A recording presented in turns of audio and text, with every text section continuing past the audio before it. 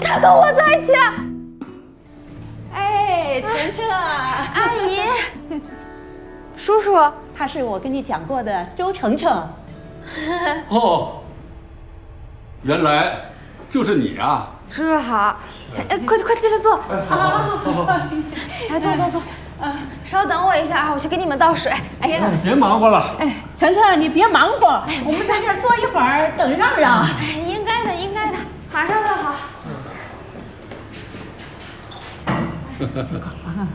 哎，姑娘，你这小店啊，开的挺不错的哈，谢谢。一个人忙得过来吗？平时店里还有个伙计，他去进货了。温让有时候也会过来帮忙。你别替他说好话了，我知道他什么德行。他这个人啊，爱钻牛角尖儿，在待人接物方面没规少矩的。没有，温让他挺好的，他的书也卖出去好多了，而且他有自己的理想跟追求。他那叫什么追求啊？开这个书店是为了赌气。爸妈，你们怎么在这儿啊？让让，你回来啦，快坐下，来，坐下。哎，爸爸来看你了，别赌气了啊！没赌气，您别管我。这小兔崽子，老兔子找我就找我，干嘛跑到这儿骚扰别人啊？你说谁是老兔子？谁是老兔子？你造反呢你啊！你叫我小兔崽，你可不就是老兔子吗？生物遗传学决定。你从小什么都学不好，顶嘴倒是一套一套的。消气，叔叔喝口水消气啊。好好说话啊，好好说话。我问你，我们俩的赌约你还记得吗？没有。我倒不在乎那个什么赌约，我就是想问问你，你到底什么时候能振作起来？你看看你现在这样子。不是，您为什么非要逼我呀？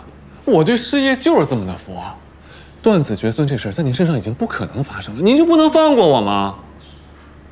哎呀，你说我们老温家怎么生了这么个没出息的东西？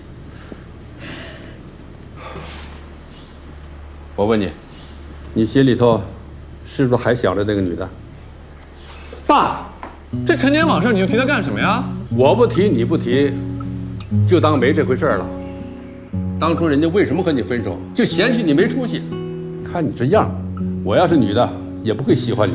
老头子，你少说两句。行，再说最后一句，我和你妈呀，都70多岁了啊，我们不指望你别的，就是希望你能够做个正常的人，行吗？哎，不是，我怎么就不正常？没按照您的意愿活着就不正常了吗？哎，那您恐怕要失望了，我这辈子都不会正常的。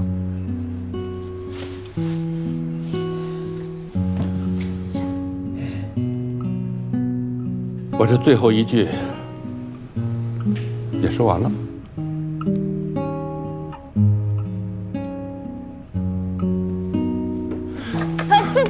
他跟我在一起了。